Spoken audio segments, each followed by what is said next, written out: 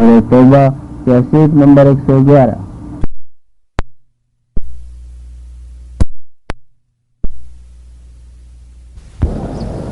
قال الله تبارك وتعالى في كلامه المجيد: أعوذ بالله من الشيطان الرجيم، بسم الله الرحمن الرحيم.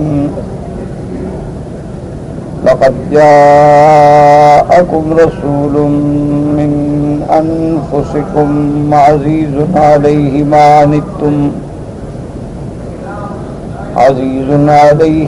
عنتم حريص عليكم بالمؤمنين رؤوف رحيم. فإن تولوا فقل حسبي الله لا إله إلا هو عليه توكلت وهو رب العرش العظيم. قال المؤلف والمفسر رحمه الله تعالى: أدام النفع بعلومه وعلومكم في الدارين آمين، إلى أن قال: يقول تعالى ممتنا على المؤمنين بما أرسل إليهم رسولا من أنفسهم أي من جنسهم وعلى لغتهم، كما قال سيدنا إبراهيم عليه السلام: ربنا وابعث فيهم رسولا منهم. وقال الله تبارك وتعالى: لقد من الله على المؤمنين إذ بعث فيهم رسولا من أنفسهم. وقال تعالى: لقد جاءكم رسول من أنفسكم أي منكم وبلغتكم، كما قال جعفر بن أبي طالب رضي الله عنه للنجاشي والمغيرة بن شعبة لرسول كسرى: إن الله بعث فينا رسولا منا نعرف نسبه وصفته ومدخله ومخرجه وصدقه وأمانته، وذكر الحديث. اللہ تبارک و تعالی نے سورۃ التوبہ یا سورۃ براءہ کی ان آخری آیات مبارکہ میں صفت اور شان بیان فرمائی ہے سیدنا محمد رسول اللہ صلی اللہ علیہ وعلی آلہ واصحابہ وسلم تسلیما کثیرا کثیرا.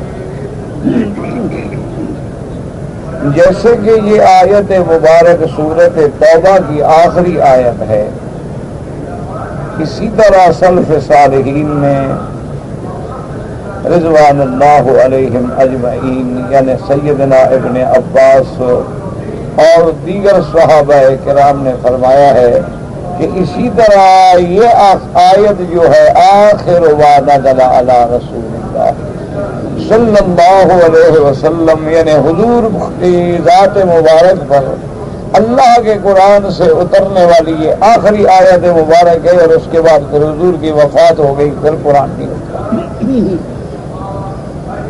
ویسے احادیث مبارک میں یا مفسرین نے آیات کے ضمن میں تفسیروں میں جو ذکر فرمایا ہے کہ الیوم اکملت لکم، یہ آخری آیت ہے، معنی یہ ہے کہ آخر زمانے کی آیت، کیونکہ یہ ذی الحجہ میں ہے اور سرکار دو جہاں صلی اللہ علیہ وسلم کی وفات مبارک جو ہے وہ ربیع الاول میں ہے، تو اس کے بعد زیادہ سے زیادہ صرف 81 دن ہے.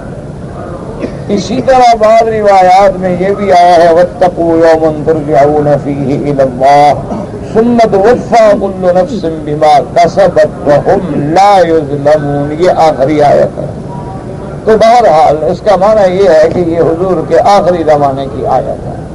جیسے اوائل اسلام میں آیات مبارکہ ہیں، اوائل بعثت میں آیات مبارکہ ہیں، جیسے اقرأ باسم ربک الذی خلق، اسی طرح یا ایھا المدثر قم فانذر، اسی طرح یا ایھا المزمل قم اللیل الا قلیلا، اور پھر اسی طرح سورۃ زاریات، سورۃ والطور، یہ سب ابتداء بعثت کے زمانے کی صورتیں مبارکہ ہیں، اور کچھ جو ہیں حضور صلی اللہ علیہ وسلم کے اواخر کی صورتیں ہیں، حتیٰ کہ ابن عباس رضی اللہ تعالیٰ عنہ فرماتے ہیں کہ اس کے بعد کوئی آیت اتری ہی۔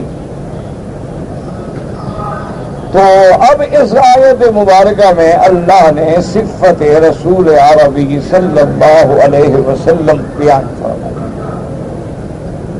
تو علماء نے لکھا ہے کہ اللہ کے کلام میں ایک عجیب نظم ہے،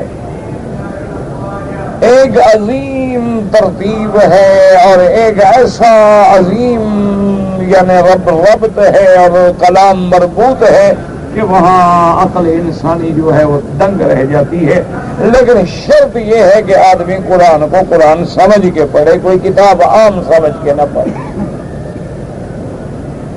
کیونکہ اللہ کا قرآن جو ہے یہ اللہ کا کلام ہے، اس کو مخلوق کے کلام پر اگر کوئی قیاس کر کے پڑھے گا تو وہ خود بخود گمراہی میں پڑ جائے۔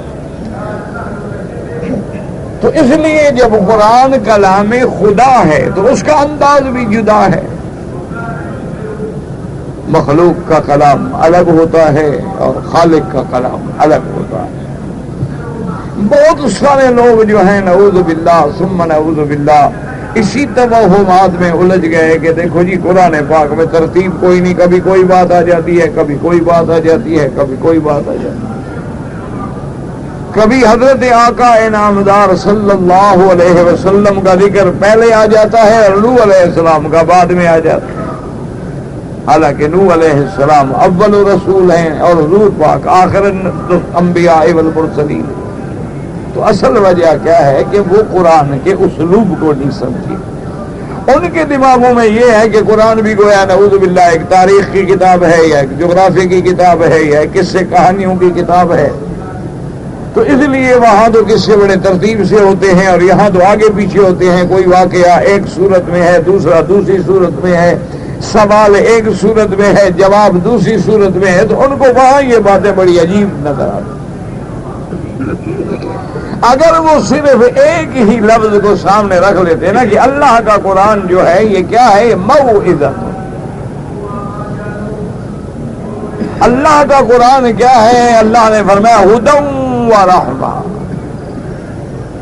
اللہ تبارک و تعالی کا قرآن کیا ہے، فرمایا انزلنا الیک نورا مبینا،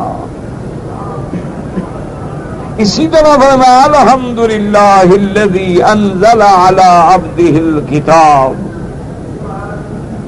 تو اگر اسی کو بھی سامنے رکھ لیتے کہ جب موعظہ ہے تو موعظہ کا تو اپنا انداز ہے، جب تذکرہ ہے، جب وہ ہدایت ہے، جب وہ رحمت ہے تو اس کا تو اپنا ایک اسلوب ہے۔ تو اب ایک آدمی آپ کے سامنے زخمی ہو، اسے چوٹ لگے، پاؤں پہ پٹی باندھے آپ ہاتھ پہ، تو کیا فائدہ ہوگا؟ اگر ایک آدمی کو چوٹ لگے سر پہ اور پٹی باندھے آپ پاؤں پہ، تو اللہ کا قرآن تو جیسے جو واقعات پیش آئے اور قرآن نازل ہوا تو اسی کے مطابق آیا۔ تو جب اسباب نزول کو اور شان نزول کو سامنے رکھیں گے تو پھر قرآن کا حسن نظر آئے گا، اور قرآن کا وہ جو اس میں فصاحت ہے، جو بلاغت ہے، اور جو اس میں بداعت ہے، اور جو اس میں ایجاز ہے، اور جو اس میں اعجاز ہے، وہ پھر آدمی پہ کھلتا ہے۔ لیکن شرط یہ ہے کہ وہ پہلے دماغ میں بٹھا لے گی اللہ کا کلام۔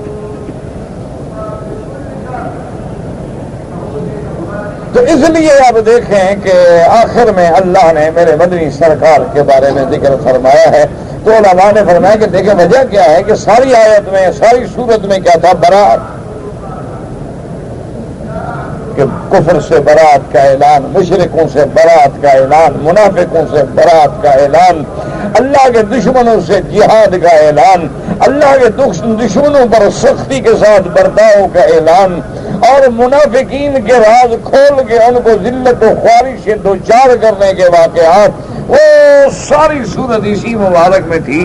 تو آخر میں اللہ نے حضور صلی اللہ علیہ وسلم کی شان بھی بیان فرما دی، اور اشارہ کر دیا کہ اس قرآن میں جو برات ہے اور اس قرآن میں جو اللہ نے کفر کے ساتھ سختیوں کے حکم دیے ہیں، حالانکہ رسول رحمت بن کے آئے ہیں، وجہ یہ ہے کہ مریض کو جیسے جیسے حاجت ہو اسی طرح ڈوز دی جاتی ہے۔ اگر گولیوں سے گزارا ہو جائے تو آپریشن تو نہیں ہوتا، لیکن اگر گولیاں ناکام ہو جائیں، دوائیں ناکام ہو جائیں تو پھر آپریشن ناگزیر ہوتا۔ ورنہ اسلام تو کسی سے لڑائی کا حکم نہیں دیتا، اسلام تو کنکری مارنے کا بھی حکم نہیں دیتا، اسلام تو کہتے ہیں کہ ایسی انگلی میں پکڑ کے کنکری بھی نہ مارو، شاید کسی کی آنکھ میں لگ جائے، شیطان اور جن حرکت کر لے۔ اسلام تو کسی کو ایذا نہیں دینا چاہتا، اسلام تو سراپا رحمت ہے، اور نبی پاک بھی سراپا رحمت ہے، اور قرآن بھی سراپا رحمت ہے، اور بلکہ میرے رب نے موقع جلال پہ بھی اپنی رحمت کا ذکر کیا ہے کہ الرحمن علی العرش استوی۔ تو اسی لیے علماء نے فرمایا کہ اس مناسبت کے ساتھ اللہ تبارک و تعالی نے یہاں یہ آیت مبارک نازل فرمائی، اور اس میں اللہ تبارک و تعالی نے، اب دیکھیں کہ قرآن پاک کے پڑھنے کے بعد بھی اب 1400 سال گزر گئے ہیں اور ابھی تک لوگ اللہ معاف فرمائے اس الجھن میں ہے کہ جی نبی بشر ہوتے ہیں یا نور ہوتے ہیں، تو اس کا کوئی علاج کسی کے پاس ہے؟ اگر اللہ دلوں پہ مہریں لگا دے تو کون مولوی سمجھائے؟ اگر اللہ تبارک و تعالی نے آنکھوں پہ پردے ڈال دیے ہوں تو پھر کیسے ہدایت کی بات نظر آئے؟ یعنی 1422 سال گزر گئے ہیں اور آج بھی بعض لوگ نعوذ باللہ اس الجھن میں ہے، تشکیک میں ہے کہ جی پتہ نہیں حضور پاک بشر ہیں یا نور ہیں۔ بعض کہتے ہیں جی بشر تو ہیں یعنی لیکن لباس بشر کا ہے، اندر سے نور ہے، اور بعض کہتے ہیں نہیں نہیں کتا حضور بالکل ٹکڑا ہے، اللہ کے نور کا ٹکڑا ہے، اللہ کے نور کا حصہ ہے۔ اور اس کے بعد یہ 1422 سال میں یعنی ابھی تک آپ یہ فیصلہ نہیں کر سکے تو کلمہ کس نبی کا پڑھ رہے ہیں اب؟ لا الہ الا اللہ محمد رسول اللہ، کون سے نبی کا؟ بشر والے کا یا نور والے کا؟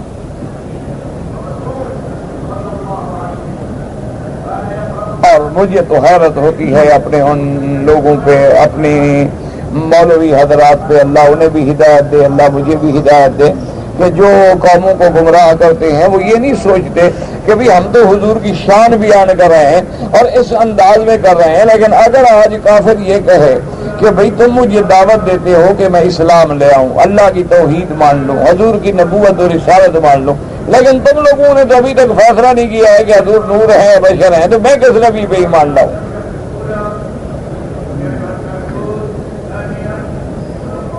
اس لیے ہمیشہ یاد رکھیں کہ کوئی بات کہنے کا بھی انداز ہوتا ہے، بات سمجھانے کا بھی انداز ہوتا ہے۔ اور پھر ایک ہمیشہ مسئلہ دماغ میں رکھ لیں کہ جو مسئلہ قرآن میں ثابت ہو، نص قطعی میں ہو یا فرمان رسول عربی صلی اللہ علیہ وسلم سے منسوس ہو، تو اس میں جھگڑنا یا اس میں نعوذ باللہ شک کرنا جو ہے وہ تو کفر ہے۔ چلو ایک مسئلہ ہے بھی قرآن میں موجود نہیں، ایک مسئلہ ہے اس کا حدیث مبارک میں بھی ذکر نہیں ہے، اس کا خلفائے راشدین کے زمانے میں بھی ذکر نہیں ہے، اجماع امت بھی نہیں ہے، قیاس بھی نہیں ہے، تو اب اس میں تو کچھ دو رائیں ہو سکتی ہیں کہ مجتہد ممکن ہے اجتہاد جب کریں، ایک مجتہد کا اجتہاد کچھ ہو جائے اور ایک کا اجتہاد کچھ ہو جائے، لیکن جو مسائل منصوص ہیں ان میں کیا اجتہاد یا اس میں کیا شبہ یا اختلاف؟ دیکھو نا، ایک چھوٹی سی مثال ہے، مثلا کہ اگر کوئی آدمی مرتے ہوئے وصیت کر جائے کہ میری آنکھیں نکال کے کسی کو دے دی جائیں، میرے گردے نکال کے دے دیے جائیں، میرا جگر نکال کے دے دیا جائے، میرے فلاں اعضاء جو ہیں دل کے وہ نکال کے دے دیے۔ آج میں اخبار میں پڑھا دیکھو 2500 میل دور ایک آدمی مرا، اس نے یہ وصیت کی تھی تو اس کے اعضاء لے کے جہاز پہ پہنچے اور دوسرے لوگوں کو لگا دیے گئے اور ٹھیک ہو گئے۔ اب اس مسئلے میں تو اختلاف ہو سکتا ہے کہ وہ حضور کے زمانے میں نہ یہ سرجری تھی، نہ یہ مقام تھا طب کا کہ بھئی کسی کا عضو نکال کے دوسرے کو لگا دو، آنکھ نکال کے دوسرے میں لگا دو، گردہ بدل دو، پتا بدل دو، آنتیں بدل دو، جگر اس کو بدل دو، دل بدل دو، مصنوعی دل لگا دو. یہ اس زمانے میں باتیں نہیں تھی. اب اس میں تو اختلاف ہو سکتا ہے بھی کیا یہ جائز ہے یا ناجائز. اس پر تو علماء کی بحثیں بھی ہو سکتی. اسی لیے آج کل دیکھیں بہت سارے جو متقی حضرات ہیں، بہت زیادہ احتیاط کرنے والے، وہ فرض نماز جو ہے وہ لاؤڈ اسپیکر پہ نہیں پڑھتے. وہ کہتے ہیں بابا اس سے آواز بدل جاتی ہے، لہذا ہم اپنی نماز میں کیوں شک ڈالیں. اچھا جب نماز ہو جائے گی باقی باتیں وہ کرتے رہیں گے، تقریر ہے، درس ہے، بیان ہے، قرآن ہے، دعا ہے، وہ سب ہو جائے گا.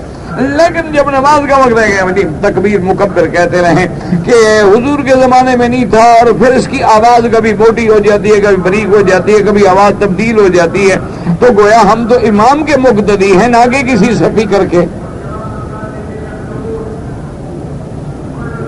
تو وہ نہیں پڑھتے، حالانکہ جائز ہے. علماء متاخرین کا اتفاق ہے کہ جائز ہے. بہرحال میرے کہنے کا مقصد یہ تھا کہ خدا کے بندے چلو اس مسئلے میں تو چلو کوئی بحث ہے جو حضور کے زمانے میں موجود نہیں تھا،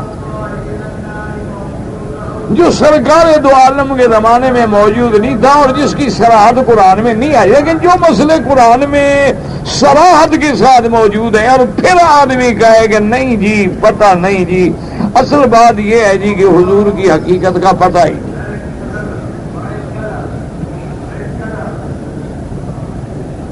کہتے ہیں جی بات یہ ہے کہ حضور صلی اللہ علیہ وسلم کی حقیقت کا پتہ ہی نہیں ہے.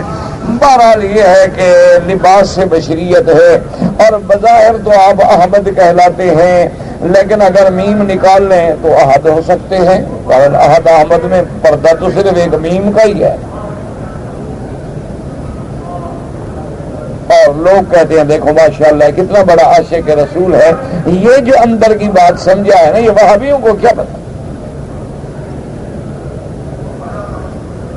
کیوں اب وہابی جو قرآن حدیث سناتے ہیں وہ تو اتنا جھوٹ نہیں بول سکتے نا کہ رات مجھے حضور پاک ملے تھے اور کہا میری ٹکٹ کا انتظام کرو. وہ تو نہیں جرات کر سکتے، وہ تو اتنا بڑا جھوٹ نہیں بول سکتے. یہ تو کوئی ہمت والا آدمی ہے جو نبی پر جھوٹ بولے.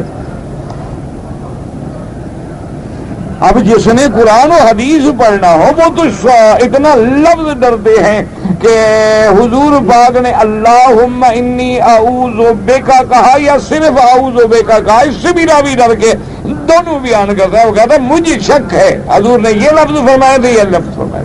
وہ تو لفظ سے ڈرتا ہے کہ کہیں حضور کی ذات کے وہ لفظ نہ کہہ دوں جو حضور نے نہ کہا ہو.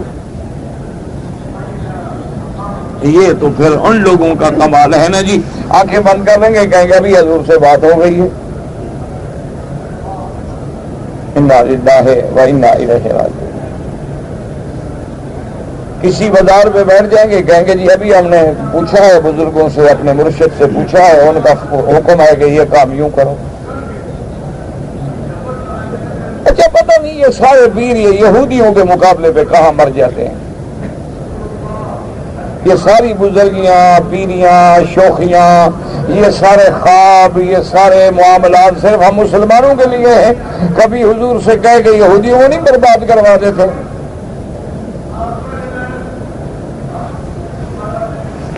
یہ سارے جتنے جن پکڑتے ہیں مسلمانوں کی عورتوں کو پکڑتے ہیں نا. کبھی آپ نے کسی سکھ عورت کو جن کھیلتے دیکھا ہے؟ ہندو کی عورت کو دیکھا ہو کسی مزار پہ جن کھیل رہی ہو؟ کسی کافر انگریز کی بیوی کو دیکھا ہو؟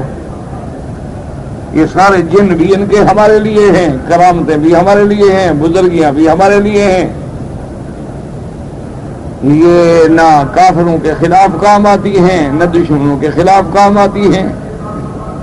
انا للہ و انا الیہ راجعون. تو بہرحال اب سمجھیں کہ اللہ نے حضور کی جہاں شان بیان کی ہے تو یہ بھی شان ہے کہ میرا مدنی محمد مصطفیٰ آمنہ کا لال ہے اور عبداللہ کا بیٹا ہے اور اولاد آدم میں سے ہے، بشر ہے اور سید البشر ہے.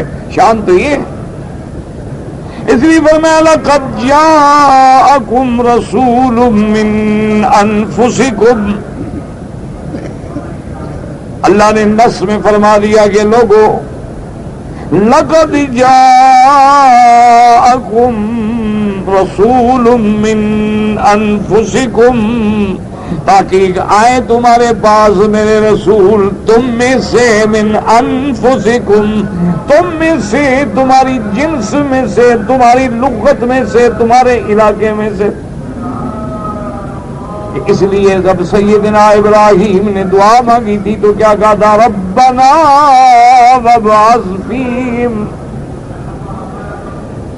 ربنا وابعث فیہم رسولا منہم، میرا اللہ اب اس قوم میں اپنا پیغمبر بھیج، رسول بھیج، ان میں سے بھیج، ان کی جنس میں سے بھیج، ان کی بولی بولنے والا، ان کی زبان سمجھنے والا، ان کی عادات کو جاننے والا، ان کو ہدایت کرنے کے لیے رسول پیدا فرما، لیکن منہم، ان میں سے پیدا فرما۔ خلیل اللہ نے یہ نہیں کہا اللہ نور کا رسول بھیج دے،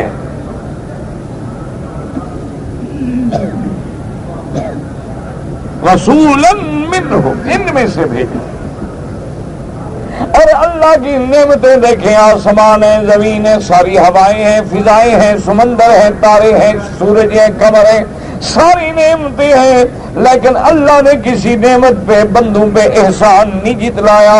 صرف ایک نعمت ہے جس پہ اللہ نے فرمایا یہ میں نے احسان کیا ہے، اور وہ نعمت کیا ہے؟ محمد الرسول اللہ صلی اللہ علیہ وسلم۔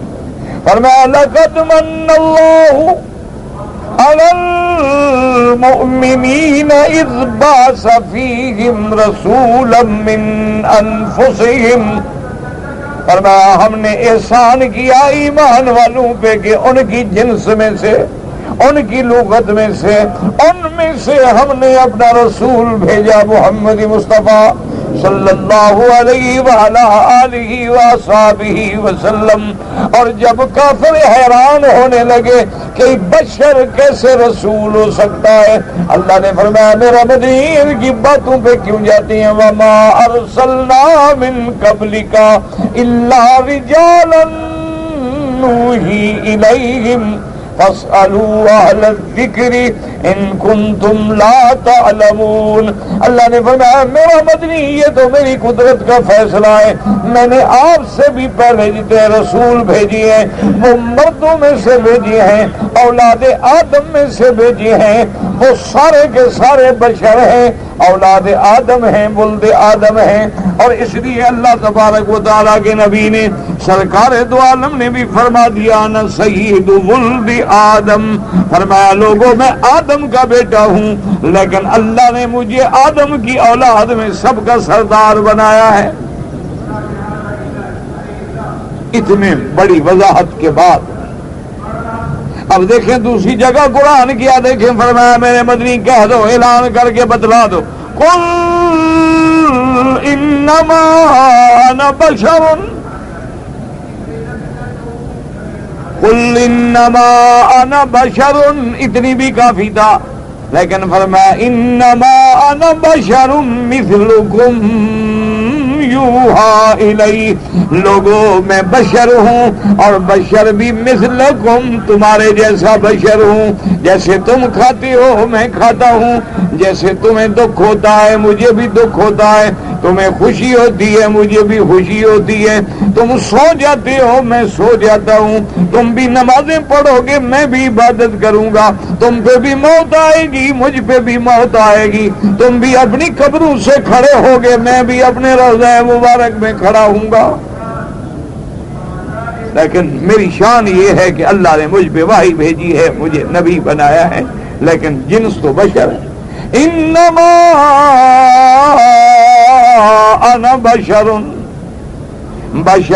مثلکم، اور اسی طرح قرآن کی اور آیت کھولیں، سارے کافر آئے حضور کی خدمت میں آ کے کہنے لگے کہ یا رسول اللہ صلی اللہ علیہ وسلم ہم آپ پر ایک شرط پہ ایمان لے آ سکتے ہیں، ہماری کچھ تجویزیں ہیں، ہمارا کچھ مطالبے ہیں، اگر پورے کر دیں۔ حضور نے فرمایا کیا مطالبہ ہے؟ کہنے لگے یا رسول اللہ صلی اللہ علیہ وسلم ایک تو یہ کریں کہ مکے میں چشمے پیدا ہو جائیں، نہریں جاری ہو جائیں، سبزہ ہو جائے، زمینیں آباد ہو جائیں، اور اس کے بعد یہ ہے کہ ہمارے سامنے فرشتے اتریں اور فرشتے اوپر سے ہمارے نام بنام اللہ سے چٹھی لے کے آئیں کہ ہم آپ پہ ایمان لائیں۔ یہ ساری تجویزیں پیش کر دی۔ حضور سوچ رہے ہیں، اللہ نے فرمایا جبریل جا کے میرے مدنی سے کہہ دو کہ دشمنوں کو کھل کے جواب دے دیں، قل سبحان ربی هل كنت الا بشرا رسولا، کہ ظالموں کیا کہتے ہو، معجزے کوئی میرے ہاتھ میں ہے کہ میں دکھا دوں؟ میں تو بشر ہوں، اللہ کا رسول ہوں، اللہ چاہے تو معجزے دکھائیں۔ اللہ نے فرمایا میرا مدنی یہ معجزے دکھانا مشکل نہیں، لیکن جو ضدی ہوں، جو معاند ہوں، ان کو ایک معجزہ دکھائیں گے وہ دوسرا مانگیں گے، دوسرا دکھائیں گے وہ تیسرا مانگیں گے، وہ ایمان لانا نہیں چاہتے۔ ورنہ کون سا معجزہ ہے جو ہم نے آپ کو نہیں دیا ہے؟ ہم نے تو آپ کے اشاروں سے چاند دو ٹکڑے کر دیے ہیں، ہم نے تو آپ کی انگلیوں سے پانی کے دریا جاری کر دیے ہیں، ہم نے تو آپ کے لبوں سے کھارے کنویں کو میٹھا کر دیا ہے، ہم نے تو آپ کی لب سے سانپ کی زہروں کو ختم کر دیا ہے، ہم نے تو آپ کے بولنے سے لوگوں کے دلوں کو بدل دیا ہے، ہم نے تو مردہ دلوں میں ایمان کی روح پھونک دی ہے۔ اور کیا معجزے چاہتے ہیں؟ یہ تو ضدی ہے، معاند ہے، اور ضدی کا کوئی علاج ہے؟ اس کو آپ جتنا دین سمجھائیں وہ مانے گا؟ سوال ہی پیدا نہیں ہوتا۔ اب کہہ دیں کہ هل كنت الا بشرا رسولا۔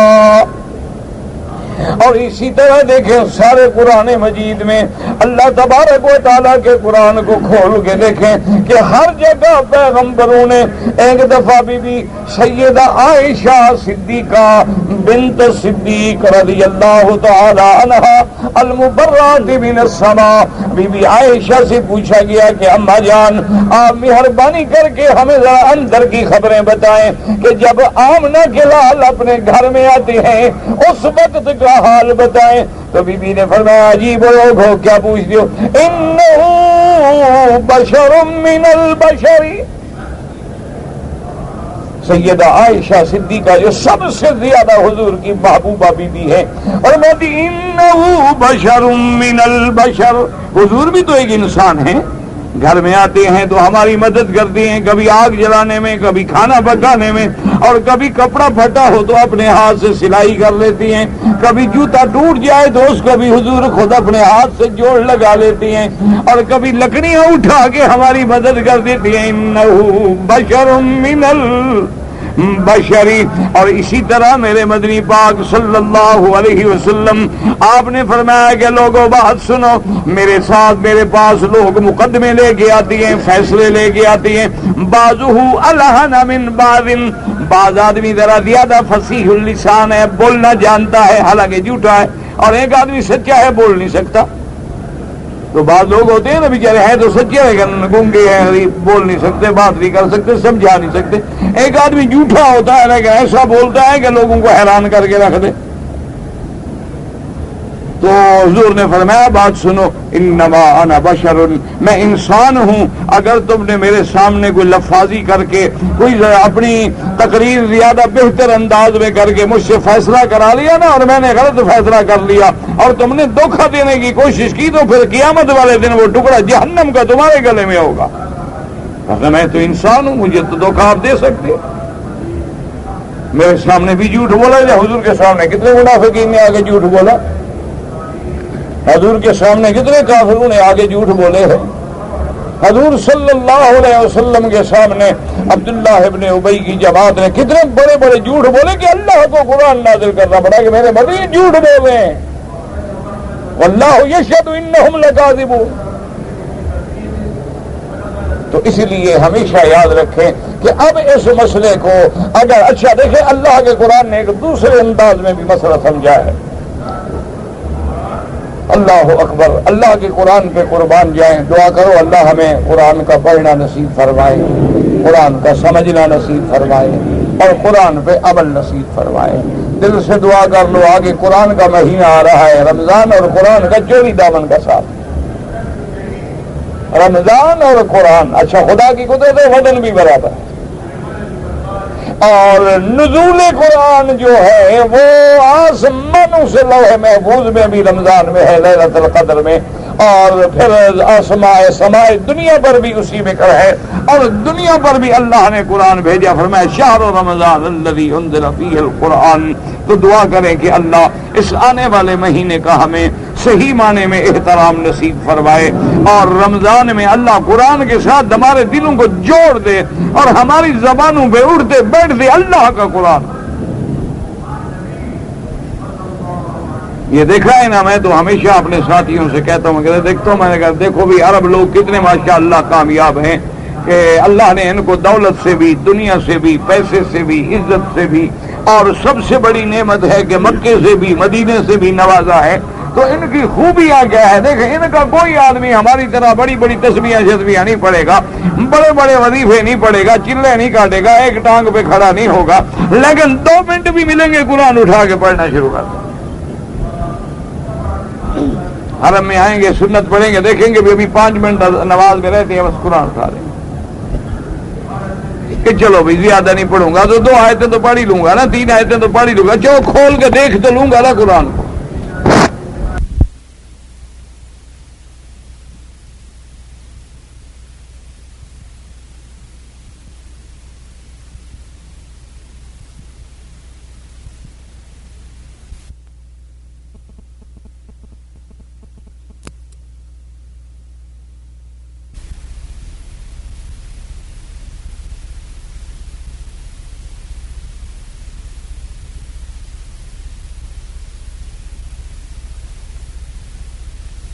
اسی لیے ماشاءاللہ یعنی ہم اللہ کی شان ہے. آپ دیکھیں نا کہ جب ائمہ حرمین شریفین اللہ خوش رکھے اور اللہ تمام علماء کی حفاظت فرمائے، جب قرآن پڑھتے ہیں نا اور پھر وہ اپنے ذوق میں ہوتے ہیں، قرآن پہ نظر ہوتی ہے، آیات پہ نظر ہوتی ہے، تو چیخیں نکل جاتی ہیں ان کی.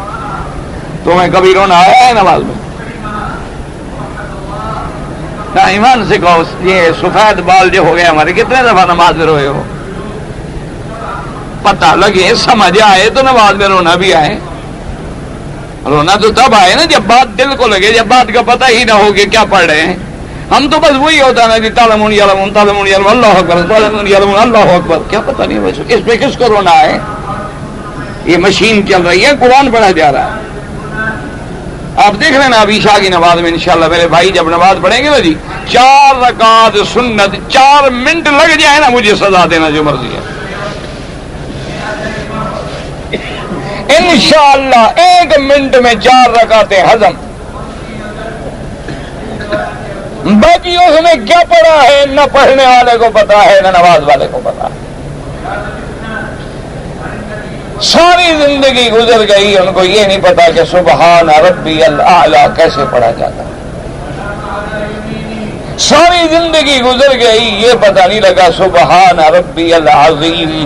اچھا جو میرے جیسے طالب علماء کی تو میں بات نہیں کرتا، ان کو کبھی وہ مجھے سمجھا دیں کہ اعلیٰ اور عظیم کی صفت میں کیا فرق ہے.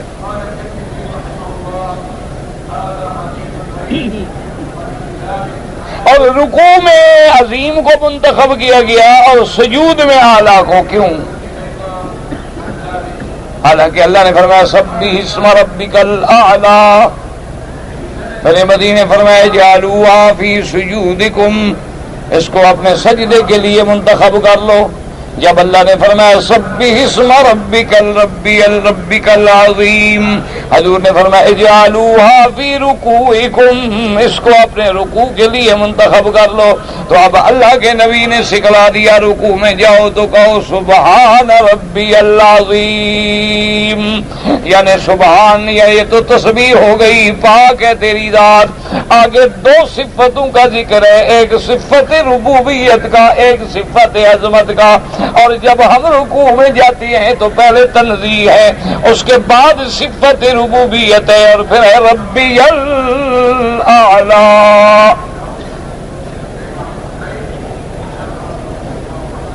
تو پھر ہمیں رونا کیسے آئے جب ہمیں یہ بھی پتہ نہ ہو کہ کیا پڑھے. ہمارا حال تو وہ ہے نا جی, وہ کہتے ہیں کہ ایک حافظ تھا میرے جیسا ہوگا بیچارہ کوئی, تو وہ پڑھ رہا تھا کہیں تراویح سنا رہا تھا, میری طرح اس کو قرآن آتا نہیں تھا, تو وہ کبھی تو جناب سورت بقرہ شروع کر دے, کبھی سورت عمران شروع کر دے جہاں جہاں سے اس کو آیتیں یاد تھی, کبھی سورت توبہ شروع کر دے, اور پیچھے ایک اچھا خاصا حافظ مضبوط قسم کا حافظ کھڑا تھا, وہ بیچارہ بتلا ہے, وہ پھر کسی اور صورت میں چلا جائے, وہ پھر بتلا ہے, وہ پھر کسی اور صورت میں چلا جائے, آخر جناب کہاں سورت بقرہ اور کہاں سورت رحمان میں پہنچ گیا.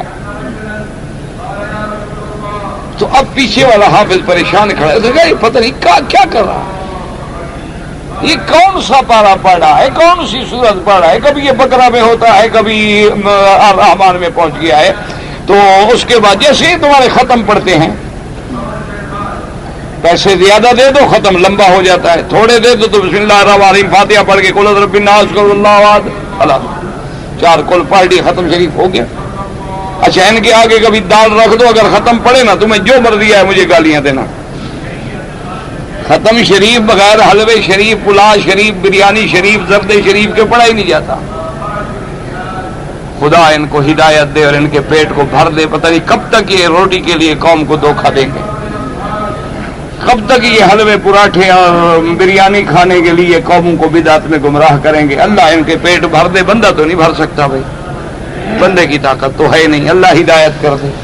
ہم تو ان کے لیے بھی دعا کرتے رہتے ہیں. تو اب جب وہ پہنچا تو اب حافظ پیچھے کھڑا ہے بیچارہ پریشان, کیا ہو رہا ہے حافظ صاحب کو. تو اس نے پھر بتایا وہی سورت رحمان بھی غلط پڑھ رہا تھا. اس کا نے کہا کہ جب اس نے کہا فبأي آلاء ربكما تكذبان, جب اس نے بتایا تو اس نے کہا نصف لي ونصف لان فبأي آلاء ربكما تكذبان هذا قوم جاهلون الله اکبر. اس نے کہا حافظ صاحب آدھے پیسے تمہارے آدھے میرے, یہ جاہل ہیں, مجھے پڑھنے دو جیسے میں پڑھ رہا ہوں. تو جب یہ کام ہو تو قرآن میں رونا کیسے آئے. اس نے کہا یہ جاہل لوگ ہیں پیچھے تم خام کا شور کر رہے ہو, جو کچھ ملے گا آدھا تمہیں دے دوں گا, تمہیں چپ کرو, مجھے پڑھنے دو میں جیسے پڑھ رہا ہوں. انا للہ و انا الیہ راجعون تحریف کر رہا ہے قرآن میں, لیکن پھر بھی ڈھیٹ ہے, اپنے پیسوں کے لیے کھڑا ہے مسلم.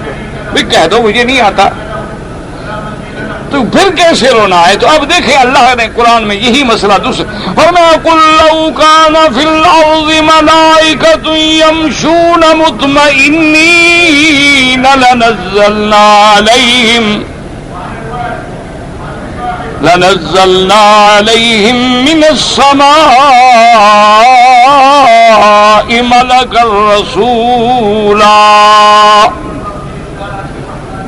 اللہ نے فرمایا ظالموں غور کرو, اگر اس دنیا کی آبادی فرشتوں کی ہوتی, نوری مخلوق ہوتی, تو ہم بھی نوری فرشتہ بھیجتے. تو آبادی ہو انسانوں کی اور نبی میں نور کا بھیج دوں, آبادی ہو انسانوں کی اور میں نبی بنا کے جنات میں بھیج دوں. جنات کو تم ڈر کے مارے نہ دیکھ سکو, اللہ کے فرشتوں کو عظمت کے مارے نہ دیکھ سکو, تو ہدایت تمہیں کیسے ہوگی. اور پھر اللہ کے فرشتے ہیں وہ کھانے سے پاک ہیں, وہ روزہ رکھیں, آپ کہیں گے جی کہ بڑی ہمت ہے آپ کی, آپ کو تو بھوک لگتی نہیں, آپ کے روزے کا کیا فائدہ, ہماری طرح بھوک لگے پھر روزہ رکھ کے دکھاؤ. تو اللہ نے فرمایا کہ اگر نیچے نوری مخلوق ہوتی تو ہم نبی اور رسول بھی نوری بھیجتے. چونکہ آبادی ساری کس کی ہے, اولاد آدم کی ہے, کہ آدم علیہ السلام کے بعد اول رسول کون آئے, حضرت نوح علیہ السلام. جب طوفان نوح آیا تو 80 آدمی آپ کے ساتھ تھے, باقی ساری اس وقت جو مخلوق ہے وہ غرق ہو گئی. اور پھر اس 80 میں سے صرف 3 بچے, حام, سام اور یافس, یہ 3 بیٹے ہیں نوح علیہ السلام کے. ساری نسل میں سے یہ 3 بیٹے بچے, ایک کا نام حام ہے, ایک کا نام سام ہے, ایک کا نام یافس ہے. پھر ان 3 میں سے اللہ نے ساری مخلوق پیدا کی ہے. یہ عرب جتنا ہے سب سامی النسل ہے. تو اس لیے اب آپ اندازہ فرما لیں کہ اللہ نے قرآن میں نص کر. اچھا اب اللہ کے قرآن سے پوچھتے ہیں کہ انبیاء کی بشریت کا سب سے پہلے انکار کرنے والے کون ہیں؟ جو کہتے ہیں کہ ہم نبی کو بشر نہیں مانتے، اور ان کا دعویٰ یہ تھا کہ بشر نبی نہیں بن سکتا۔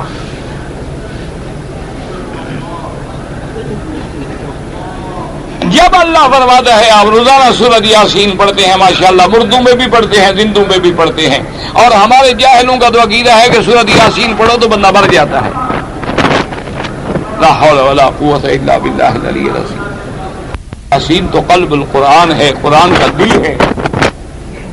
سورۃ یاسین تو ایسی عظیم سورت ہے کہ جس کے پڑھنے سے اللہ کی رحمتیں آتی ہیں، یعنی وہ جو موت کی مشکل گھڑی ہے وہ بھی اللہ آسان کر دیتے ہیں، تو باقی مشکلیں کیا چیز ہیں؟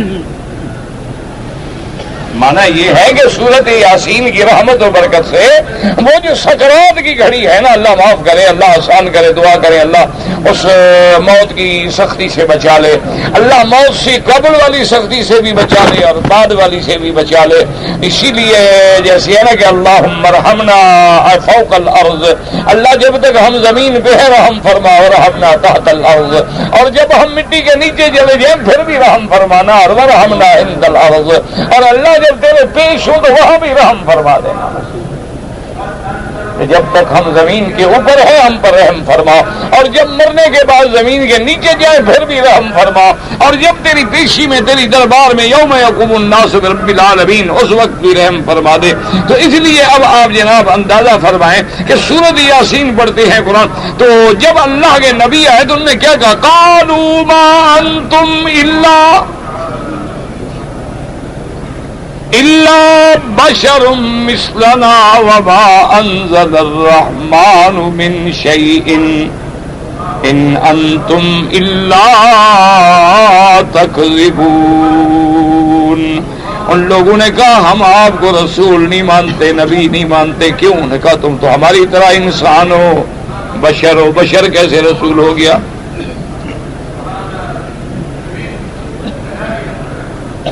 تو یہ انکار کرنے والے ایمان سے کون ہیں؟ مسلمان ہیں نا، جو بشریت کا انکار کریں گے بشر رسول نہیں ہو سکتا، یہ کون ہے؟ کافر ہیں، مسلمان ہیں۔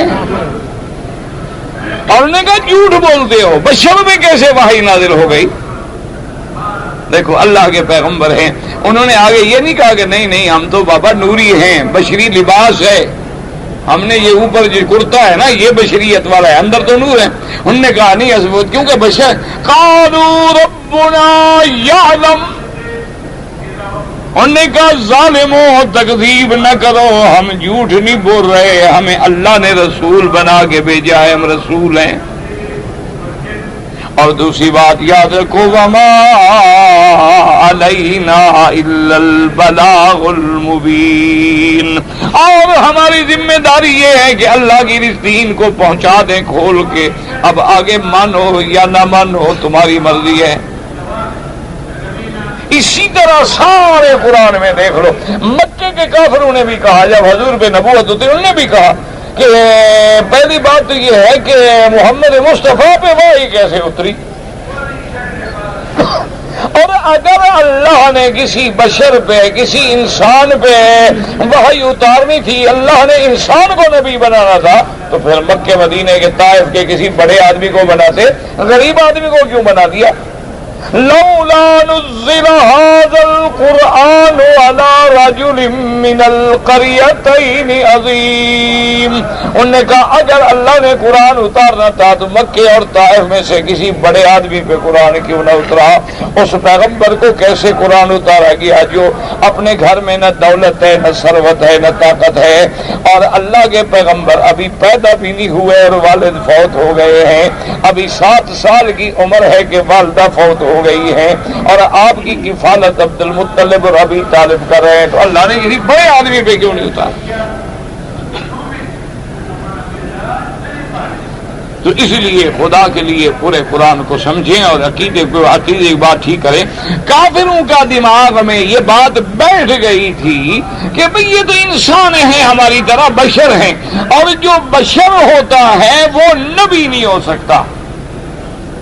اللہ نے نبی بھیجنا تھا، آسمان سے فرشتہ بھیج دیتے، نوری نبی بھیجتے، کیونکہ بشر جو ہے وہ نبی نہیں بن سکتا. یعنی کیا مانا؟ وہ لوگ یہ تو مانتے تھے کہ انبیاء بشر ہیں لیکن نبی نہیں ہے، کیونکہ بشر نبی نہیں بن سکتا. اور آج کا جاہل کیا کہتا ہے نبی تو ہیں لیکن بشر نہیں ہے. اب فرق آپ کریں کہ ان کے عقیدے میں اور کافروں کے. وہ کہتے تھے کہ بشر ہیں لیکن نبی نہیں ہے، یہ کہتے نا نبی تو ہے لیکن بشر. ان دونوں میں جو فرق ہو رہا آپ مجھے سمجھائیں، مجھے تو سمجھ نہیں آتا. اور عقیدہ مسلمان کا کیا ہے کہ حضور بشر ہیں، سید البشر ہیں، افضل البشر، خیر البشر.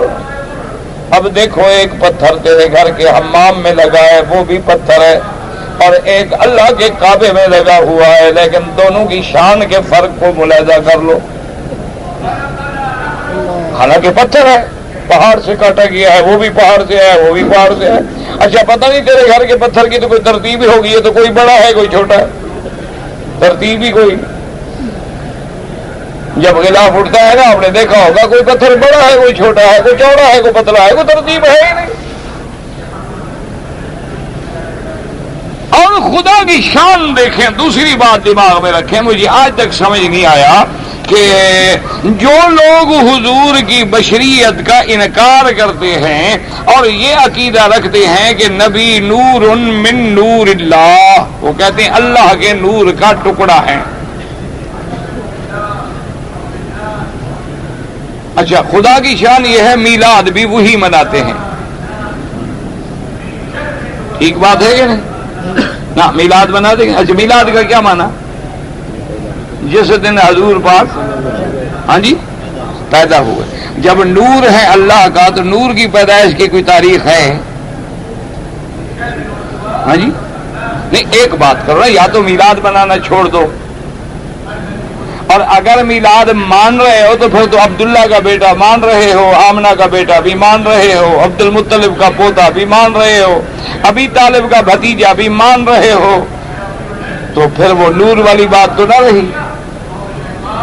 ایک بات تو کرو نا. اسی لیے ہے نا دروغ گورا حافظہ نباشد. اسی لیے دیکھا نہیں ہماری دوسری برادری ہے حضرت علی مشکل کشا. ہر مسئلے میں حضرت علی کو بولا پکارتے ہیں. ٹھیک ہے چلو جی حاضر جی، ہم تمہارے عقیدے پہ آ جاتے ہیں، حضرت علی مشکل کشا. اچھا پھر وہی ہمیں سناتے ہیں کہ حضرت حسین شہید ہو گئے، پیاسے شہید ہو گئے، 82 خاندان کے فرد شہید ہو گئے، لیکن حضرت علی وہاں نہیں پہنچے مشکل کشائی کے لیے. ایک بات تو کرو نا، دونوں باتیں تو نہ کرو. یا تو کہو بھی حضرت علی بھی انسان ہیں، وہ مشکل کشا نہیں، ان کی اولاد پہ بھی مشکل کے وقت آئے ہیں، مصیبت کے وقت آئے ہیں، امتحان آئے ہیں، اسی میں اللہ کی مرضی ہوگی، اللہ نے ان کی شان بڑھانی ہوگی. لیکن ایک طرف عقیدہ رکھو کہ وہ جو چاہے مشکل کشا ہے، بلکہ یہ لکھا ہے کہ وہ کہتے ہیں کہ میں خود حی لا یموت ہوں اور میں قبروں سے مردوں کو اٹھانے والا ہوں. اور دوسری طرف کہتے ہیں کہ جناب پانی بند ہو گیا، بچے شہید ہو گئے، خلافت حضرت ابو بکر نے چھین لی، فدق جو تھا وہ حضرت ابو بکر نے چھین لیا، حضرت عمر نے دروازہ توڑ دیا، تو وہاں حضرت علی موجود ہیں، پھر بھی مشکل کشا نہیں. اللہ کے بندے کچھ عقیدے ٹھیک رکھو. مشکل کشا صرف اللہ کی ذات ہے. جس پہ کبھی مشکل نہ پڑی ہو، جس پہ خود مشکلیں پڑیں، وہ کبھی مشکل کشا نہیں ہوتا. اپنے عقیدے کو صاف رکھو. حضرت علی داماد نبی ہے، اور حضرت علی رابع الخلفاء ہے، حضرت علی ولایت کا سر چشمہ ہے، حضرت علی ہمارے آنکھوں کا نور ہے، لیکن ابی طالب کا بیٹا ہے، داماد محمد مصطفیٰ ہے. آپ پہ بھی دکھ سکھ آئے ہیں، تکلیفیں آئی ہیں، امتحان آئے ہیں. اسی طرح یاد رکھو کہ تمام انبیاء بشر ہیں، تمام اللہ کے بھیجے ہوئے انسان ہیں.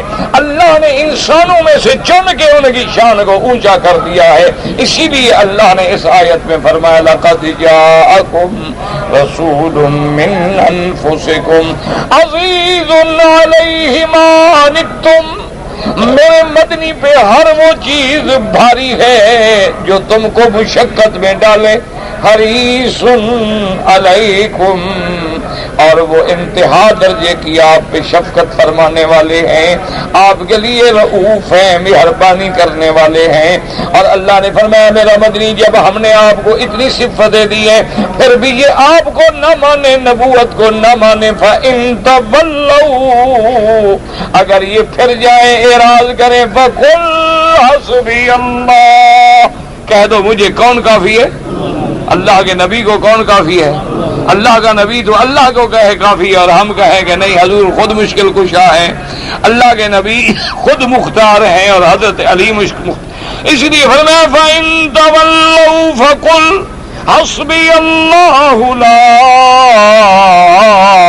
إِلَٰهَ إِلَّا هُوَ، کوئی معبود برحق نہیں مگر وہ، علیہ توکلت، مجھے اسی پہ بھروسہ، وَهُوَ رَبُّ الْعَرْشِ الْعَظِيمِ، اور وہی رب عرش عظیم، شان اللہ کی شان۔ اچھا یہاں بھی صفت ربوبیت آئی ہے کہ جو اشارہ ہے کہ میں رب ہوں نا، اسی لیے تو میں نے نبی بھیجا ہے تمہارے لیے، اسی لیے تو میں نے مہربانی کی ہے، ورنہ میں تو عرش عظیم کا مالک ہوں، مجھے کسی کی کیا پرواہ ہے۔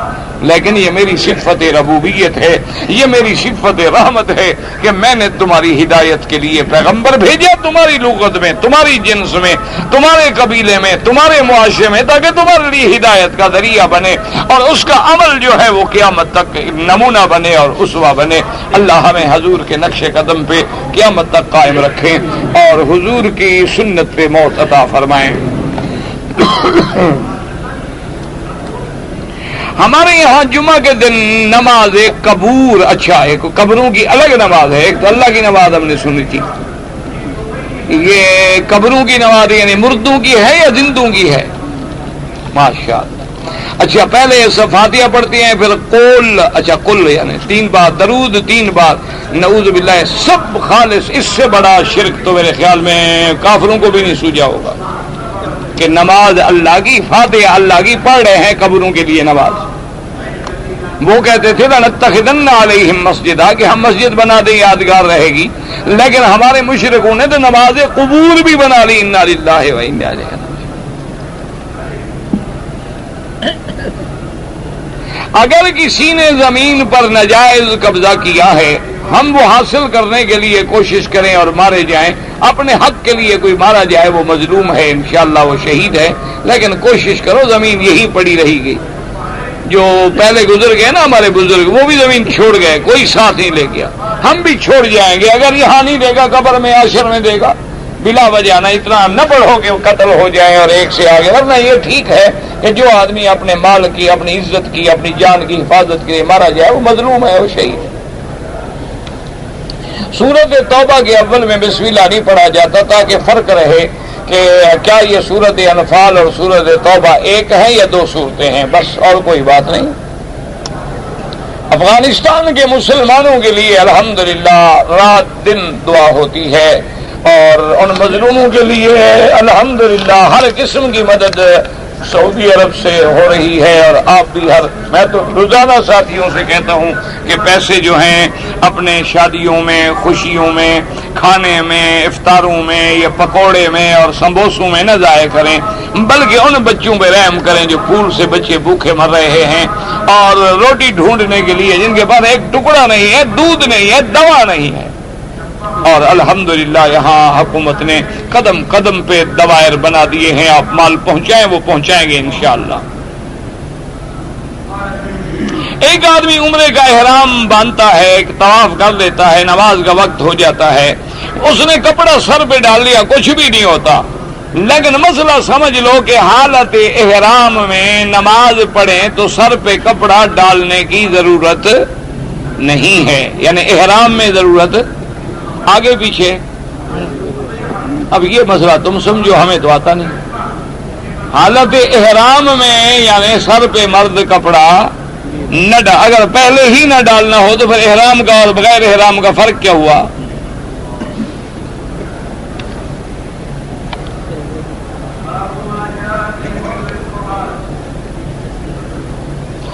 اگر ایک آدمی نے مدینہ شریف سے عمرے کا احرام باندھ لیا جدے آ گیا، رکاوٹ آ گئی، رک گیا، عمرہ نہیں کر سکا، تو وہ ایک بکری دم ادا کرے، دم احسار، اور پھر جب اللہ موقع دے عمرہ بھی قضا کرے۔ یہ نہیں ہوتا کہ جب چاہو عمرہ باندھ لو، جب چاہو احرام کھول کے پھینک دو۔ عورت کو حالت احرام میں نقاب نہیں ڈالنا چاہیے، لیکن اپنا کپڑا گھونگھٹ کو ایسے سامنے کھینچ لے کہ پردہ بھی رہے اور منہ کو بھی نہ لگے۔ اگر ایک مسافر ہے اور اس کی نماز سفر میں قضا ہو گئی تو اب ادا بھی وہی قصر والی کرے گا، 2 رکعت۔ اب یہ نہیں کہ قضا جو ہے 4 رکعت، جیسے یعنی قضا ہوئی وہی ادا کرے۔ اگر عورت جو ہے ایام حیض میں ہے تو وہ حرم کے کسی کونے میں بھی نہیں آ سکتی، باہر بیٹھ کے دیکھ لے، اندر داخل نہیں ہو سکتی۔ کہتے ہیں کہ حرم کی گھڑیوں میں جو شروق لکھا ہوتا ہے کہ 6:27 پہ، شروق کا معنی ہے سورج کا نکلنا، اس کا معنی نماز اشراق نہیں۔ نماز اشراق کا ٹائم اس سے کم از کم 15 یا 20 منٹ بعد ہوتا ہے۔ اگر کوئی عورت ہے اس کے ساتھ محرم نہیں ہے اور کوئی رشتہ دار بھی نہیں ہے اور وہ امیر ہے اور پیسہ بھی ہے تو حج کا کیا کرے؟ اللہ نے معاف کیا۔ اگر محرم نہ ہو تو حج پہ آنے کی ضرورت ہی نہیں۔ اچھا، عورت کو محرم ڈھونڈنے کی کیا مشکل ہے؟ ہمیں تو مشکل ہے، شادی کر لے محرم 1 منٹ میں بن گیا، مشکل کیا ہے؟ عورت کے لیے بابا کیا مشکل ہے؟ وہ تو ایک ڈھونڈے 1000 محرم ملتے ہیں، کرائے والے مل جاتے ہیں فرضی محرم۔ بہرحال محرم نہ ہو حج نہ کرے، گناہگار نہیں ہے۔ تبادلہ مدینے سے مکے ہو گیا ہے، میں نے احرام نہیں باندھا، سامان وغیرہ تھا، بہرحال امام ابو حنیفہ رحمۃ اللہ علیہ کے نزدیک عمرہ بھی قضا کرو اور دم بھی ادا کرو۔ سامان اٹھا کے لا سکتے ہو اور 2 چادریں نہیں باندھ سکتے۔ باقی ائمہ جو ہے وہ فرماتے ہیں کہ حالت نوکری میں یا کام کی نیت تھی، عمرے کی نیت ہی نہیں تھی تو دم نہیں پڑے گی۔ میں مکے میں ملازمت کرتا ہوں، ہر ہفتے عمرہ کروں گا تو کیوں کرو نہ کرو؟ کسی نے کہا ہے، حکیم نے نسخے میں لکھا ہے تمہیں، اگر کرو گے بال ہوں یا نہ ہوں سر پہ اس طرح پھروانا ہوگا۔ تو تمہیں اگر اس طرح سے تکلیف ہو رہی ہے تو عمرہ نہ کریں، کوئی فکر نہیں، اللہ کا کعبہ آپ کے لیے اداس نہیں ہے۔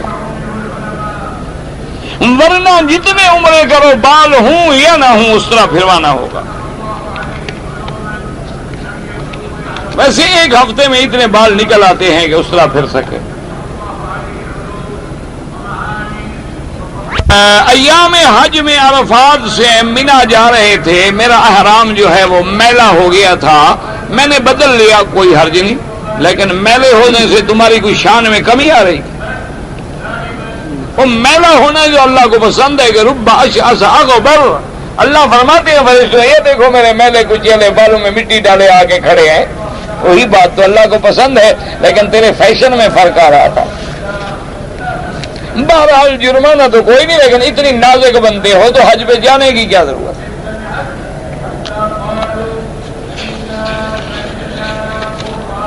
ہاں پلید ہو گیا، بھیگ گیا، گندگی پڑ گئی، کوئی حل کوئی نہیں، بدل لو۔ اگر کوئی آدمی درود میں حضور کے نا سیدنا و مولانا، کوئی حرج نہیں، لیکن اصل افضل وہی ہے جو حضور نے سکھلایا ہے، کیونکہ لفظ مولانا پہ بعض ائمہ کو اختلاف ہے۔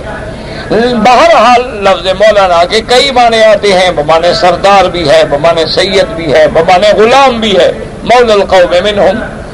بہرحال یہ ہے کہ اگر کوئی پڑھے تو حرج نہیں، لیکن نماز میں نہ پڑھے۔ اللہم صلی علی محمد وعلی آل محمد۔ اگر گھر میں قرآن خوانی کریں، یہ خوانی نہ کرو، خود پڑھ لو گھر میں، یہ خوانی خانوں کے لیے رہنے دو۔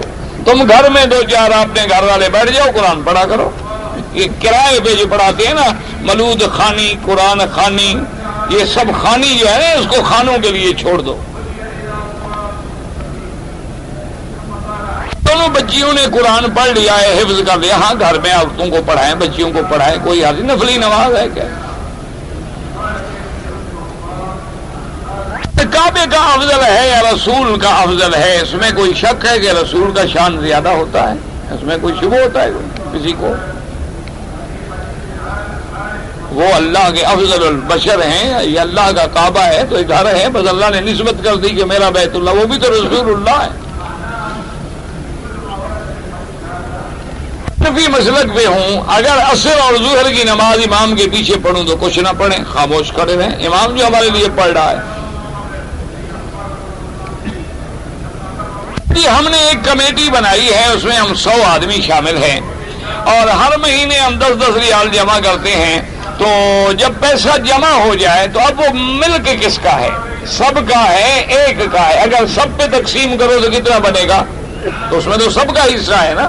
تو اگر سب کا حصہ اتنا بنتا ہے کہ 7.25 تولے سونے کی قیمت بن جائے تو زکات دے گا؟ تھوڑا ہے تو نہیں دے گا؟ یا اس کا جتنا حصہ بنتا ہے وہ اپنے باقی پیسوں میں ملا کے اپنی دیکھے گا کہ میں صاحب زکات بن گیا ہوں کہ نہیں بن گیا۔ تو ہم رمضان کے بعد چھٹی جائیں اور حج سے 6 دن پہلے مکے میں آئیں، عمرہ کریں، بالکل احرام باندھ کے آئیں۔ اگر آپ حج کریں گے تو حج تمتع ہو جائے گا، اگر حج نہ کرنا ہو کوئی حرج نہیں، آپ کا عمرہ تو ہو جو میقات سے گزر کے آئیں گے آپ۔ قصر جو ہے وہ 48 میل کا سفر ہو تو پھر قصر کی جاتی ہے۔ اگر ایک چیز نقد میں ایک ریال میں اور ادھار میں 1.5 میں وہ جائز ہے۔ خواتین اگر ناک میں وہ پہنتی ہیں کوئی نقصہ، جو مرضی ہے، کان میں پہنے، ناک میں پہنے، عورت کے لیے جائز ہے۔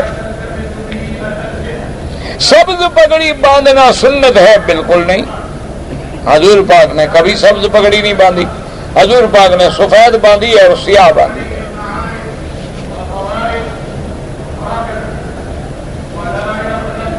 میرا ابا جان فوت ہو گیا، اماں جان زندہ ہے، ان کو میں نے حج کرا دیا ہے، تو آپ اپنے ابا کے لیے حج کریں، عمرہ کریں، جو کریں سب جائز ہے۔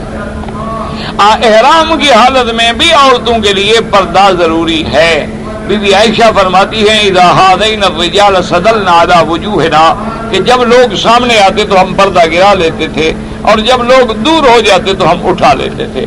بہرحال عورت اس انداز میں کپڑا ڈال لے کہ کپڑا یوں آگے بھی آ جائے اور منہ کو بھی نہ لگے۔ اگر حرم شریف میں عورتیں موجود ہیں اور جنازے کی نماز کھڑی ہو جائے تو بالکل نماز پڑھیں۔ تم عورتوں کی، ہم عورتوں کا جنازہ پڑھیں اور وہ مردوں کا نہ پڑھیں، وجہ کیا ہے آخر؟ مسئلہ یہ ہے کہ عورت جنازہ پڑھنے کے لیے گھر سے نہ آئے، لیکن اگر موجود بیٹھی ہے تو پڑھے گی۔ طاقت حج کی نہیں تھی، عمرے پہ آ گیا، کوئی حج نہیں، عمرہ کر کے چلے جاؤ، پھر اللہ جب طاقت دے حج کر لینا۔ آپ جو ہے کرسی پہ بیٹھا کریں، نیچے نہ بیٹھیں، انشاءاللہ دعا کریں۔ لوگ یہاں کام میں رہتے ہیں تو جو آپ کی اضحیہ ہے، یعنی سال میں جو قربانی ہوتی ہے